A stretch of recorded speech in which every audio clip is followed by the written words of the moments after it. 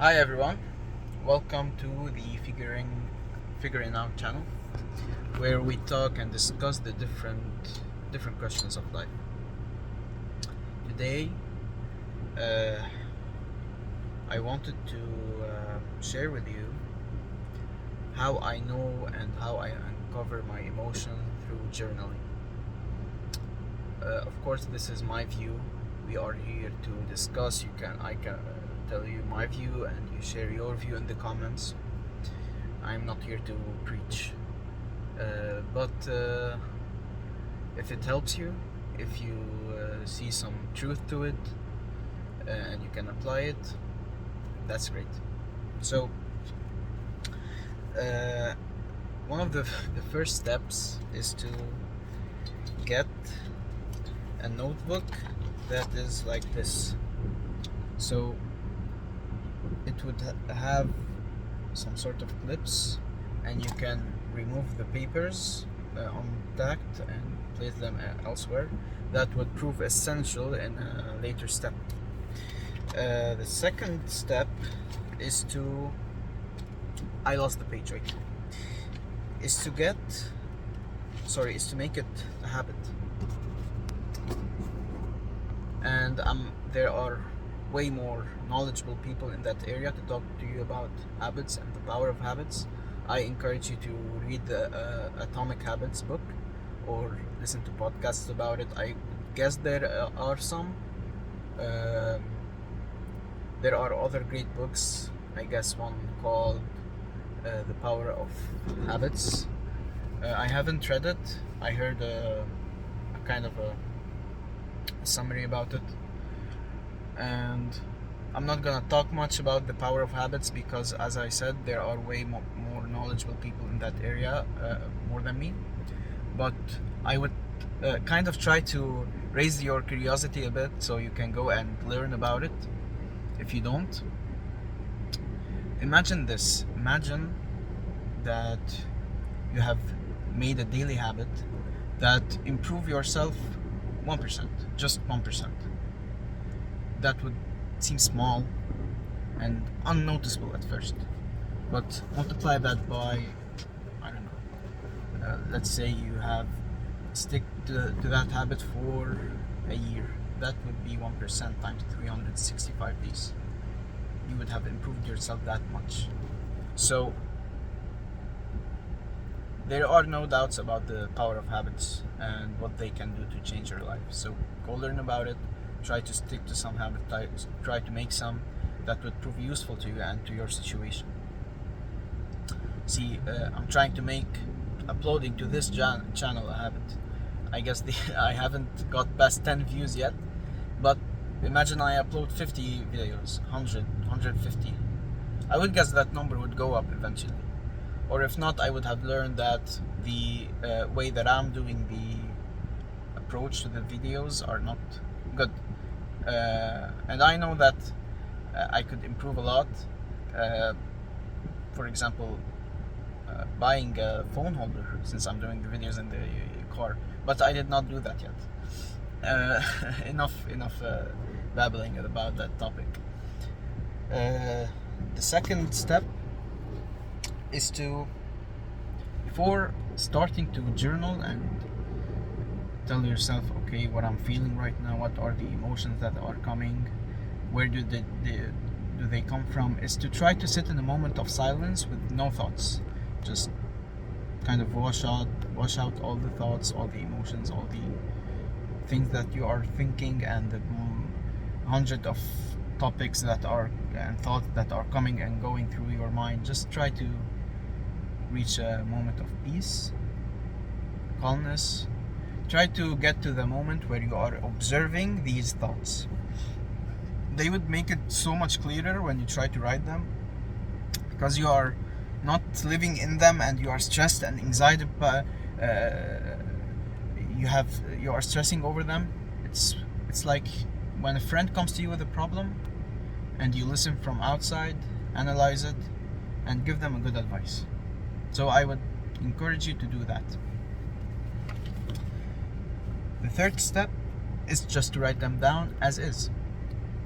Write your thoughts not as you are proud of yourself again when reading them, that like, yeah, I'm that person.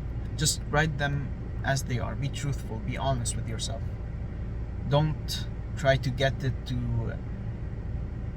don't write them as the person you aspire to be. Write them as the person that you are now, to be able to give yourself good advice.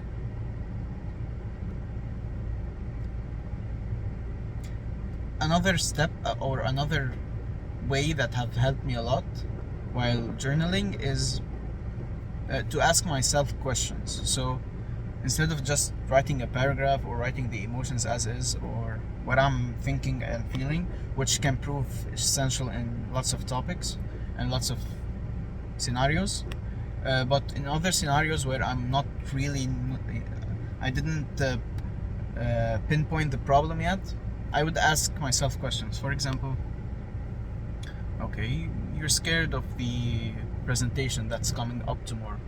Why? Well, I don't know. Maybe I'll be nervous, and they would think that I'm unworthy of that. Such I don't know. Such you get what I mean. And I would say, okay, and what would happen if they think that? Well, it would make my position unwell, and I won't feel comfortable again. You won't feel comfortable again? Why? Anybody can make mistakes. That's normal. So tell me, why wouldn't you feel comfortable again? Well, actually, I don't know. That was an overreach. I can't be comfortable again. See what I mean? You talk to yourself, go back and forth. The questions will be as in the observer, and the one telling the story is the anxious person and the stressed person. You would, if done correctly, and if done as, you may reach by the end of the series of questions going back and forth to either maybe seeing the whole situation you're stressed about not worthy of your stress, and it was just millions of anxious thoughts, or you would find that there was a problem in your way of thinking that needed to be changed, and it's a problem that is not present just for this presentation that's coming up tomorrow. It's a problem that is present in the way of your thinking in multiple scenarios in your life. The last step, and that's where the type of notebook that you get is gonna come at handy, is labeling, categorizing. See, when you write and write and write and write, you start to notice certain patterns or certain main problems that needs to be fixing. For example, fear, the emotion of fear. This is what is controlling you right now, or what is most coming up throughout your day. Or jealousy, maybe feelings of unworthiness, maybe a certain habit that you're trying to get rid of. So you start labeling these problems, and whenever you write again, you put them under that label.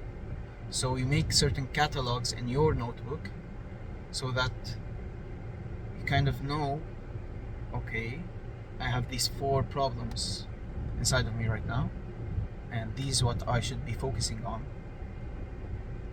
And you can, whenever you feel like, okay, let me browse through that problem, let me try to read what I've been written for the past week on this certain area, you kind of get a glimpse of multiple thoughts and feelings that you have experienced, and it would help you really zone in on that problem, and know what are the different thoughts and feelings that have been coming up exactly on this type of problem that you have been facing. Let me try to show you an example. So basically, you do a paper like that and write fear on it, okay?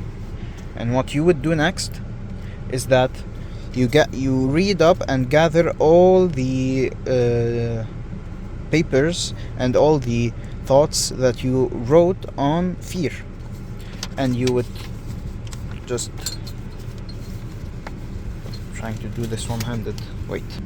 You open the pins, you remove the papers that you want, and you place them there under that catalog, and you flip them. So now you have a catalog on fear, where you've written the different feelings and problems and different areas where you are afraid of, and that would help you zone in more on it.